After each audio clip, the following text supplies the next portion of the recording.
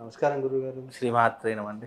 గురుగారు, రాబోయేది జ్యేష్ఠ అమావాస్య. అవును. అసలు జ్యేష్ఠ మాసం అంటేనే అదొక రకమైంది. అవును.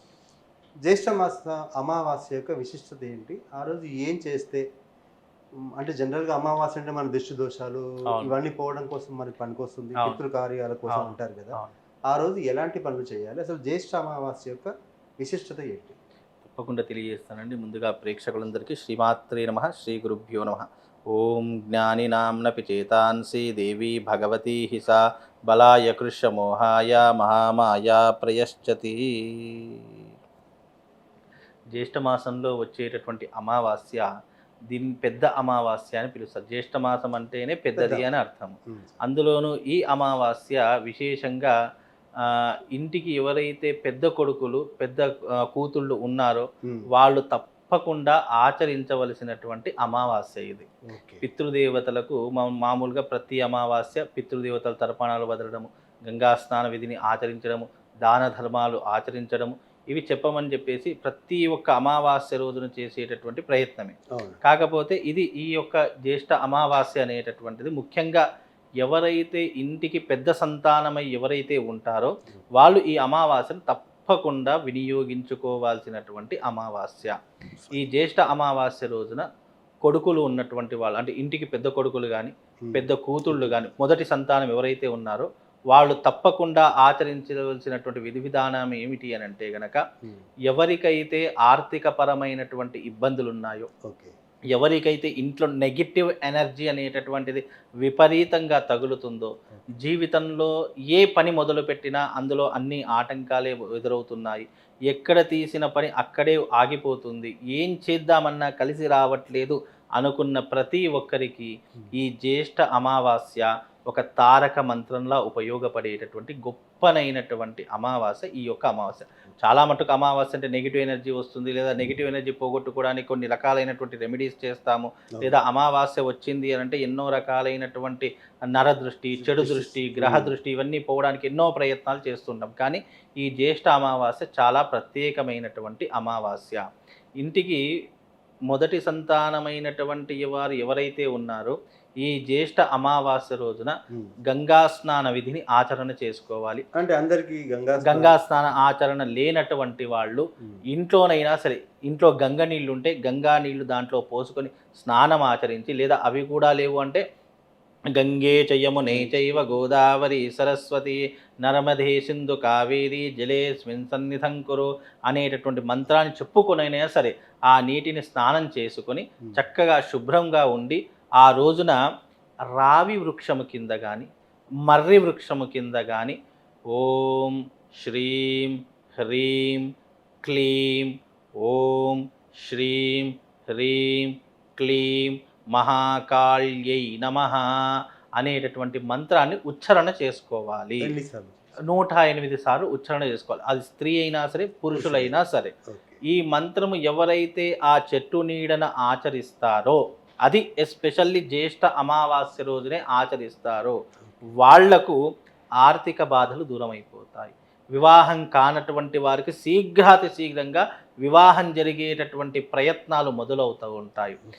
ఉద్యోగంలో కానీ, బిజినెస్లో కానీ, కుటుంబంలో కానీ ఎన్ని ఆటంకాలున్నా అలాంటి ఆటంకాలన్నీ కూడా దూరం అయిపోయేటటువంటి విధానం ఈ మంత్ర బీజాక్షరాలకు ఉంది. ఇది ఎప్పుడు ఆచరించాలి అంటే కేవలం జ్యేష్ఠ మాసంలో వచ్చే అమావాస్య తిథి రోజునే ఇంటికి మొదటి సంతానమైనటువంటి వారు ఆచరిస్తేనే ఈ మంత్ర ప్రభావం వల్ల వాళ్ళకున్నటువంటి నెగిటివ్ ఎనర్జీతో పాటు దుష్టశక్తుల బాధలు ఉన్నటువంటి వాళ్ళు, నరఘోష, నరపీడ, నరబాధ ఉన్నటువంటి వారు ఎవరైతే ఉన్నారో అలాంటి వారందరికీ ఇది ఒక మంత్రము తారక మంత్రంలా ఉపయోగపడి వాళ్ళొక రక్షణ కవచంలా ఆ కాళీమాత ఏర్పరిచి వాళ్లకు అనుకున్నటువంటి కోరిక నెరవేర్చేటటువంటి గొప్పనైనటువంటి విధానము ఈ యొక్క మంత్ర సాధన. ఇది కేవలం జ్యేష్ఠ మాసంలోనే ఆచరించవలసినటువంటి గొప్పనైనటువంటి పద్ధతి. ఈ పద్ధతిని ఆచరిస్తే అన్ని రకాలుగా వాళ్ళకు మేలు జరుగుతుందండి. అది అంటే అమావాస్య రోజు ఉదయం చేయమన్నారు. అంటే మధ్యాహ్నం, ఉదయం సమయం చెప్పండి. ఇది ఉదయకాలము కానీ లేదు అంటే సాయంకాలం ప్రదోషకాలం 6 నుంచి 7 గంటల 30 నిమిషాల వరకు ఈ మంత్ర సాధన చేసుకోవచ్చు. ఈ మంత్ర సాధన తప్పకుండా చేద్దాము అని అనుకున్నటువంటి వాళ్ళు నియమాలు తప్పకుండా ఆచరణ చేసుకోవాలి. ఆ రోజున మధుమాంసములు తినకూడదు. నేల మీద పడుకోవాలి. కామక్రోధ లోభాలను జయించేసి కామానికి చాలా దూరంగా ఉండాలి. అంటే బ్రహ్మచర్యం పాటించాలి. ఆ తర్వాత ఒక్క పూట మాత్రమే భోజనం చేయాలి. అది ఉదయం చేస్తాడా రాత్రిని చేస్తాడా అనేది ఆ వ్యక్తి సాధన చేసేటటువంటి వ్యక్తి డిసిషన్ తీసుకోవాలి. ఒక పూట భోజనం చేయాలి. చన్నీటితో స్నానం చేయాలి. వేడి నీళ్ళతో కాదు, అసలు చన్నీటి స్నానంతో. అది కూడా ఈ మంత్రం చేసుకుందాం, ఉదయం చేసుకుందామంటే ఉదయం చన్నీటి స్నానం చేయాలి. సాయంత్రం చేసుకుందామంటే మళ్ళీ చన్నీటి స్నానం ఆచరణ చేసుకొని రావి చెట్టు కానీ మర్రి చెట్టు నీడన కూర్చుని చేయాలి. చాలామంది ఏమనుకుంటారు, రావి చెట్టు లేదు మర్రి చెట్టు లేదు అని చెప్పేసి అనుకుంటూ ఉంటారు. ఈ వృక్షాలు చాలా మట్టుకు ఆంజనేయ స్వామి ఆలయంలో కానీ శివాలయంలో కానీ చాలా మట్టుకు కనిపిస్తాయి. వీలైనంత వరకు ఆ యొక్క ప్రదేశానికి వెళ్ళి అక్కడ ఆచరించడం ద్వారా వాళ్ళ యొక్క మనోవాంఛలు మనో అభీష్టములు నెరవేరడానికి ఇది చాలా ఉపయోగపడేటటువంటి తారక మంత్రము. ఇది అమావాస్య రోజున చేసుకోవాలి. ఇక మామూలుగా జ్యేష్ఠ అమావాస్య అంటే పితృదేవతలకు తర్పణాలు చేయడము, వాళ్లకు నైవేద్యములు సమర్పించడము, వాళ్ళ పేరు మీదుగా దానము ధర్మము లాంటివి ఆచరించడము. జ్యేష్ఠ అమావాస్య వచ్చింది అని అంటే గనక ఉపవాస దీక్షలు, గంగా స్నాన విధిని ఆచరించడం, దైవికపరమైనటువంటి ఆరాధనలు చేయడం.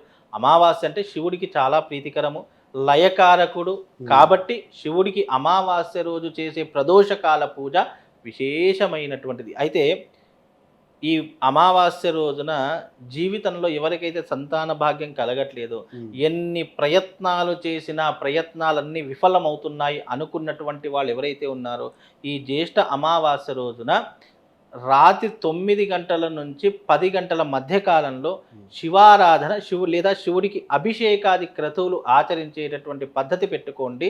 సంవత్సరం తిరిగే లోపలికి మీ కడుపు పండకపోతే అడగండి.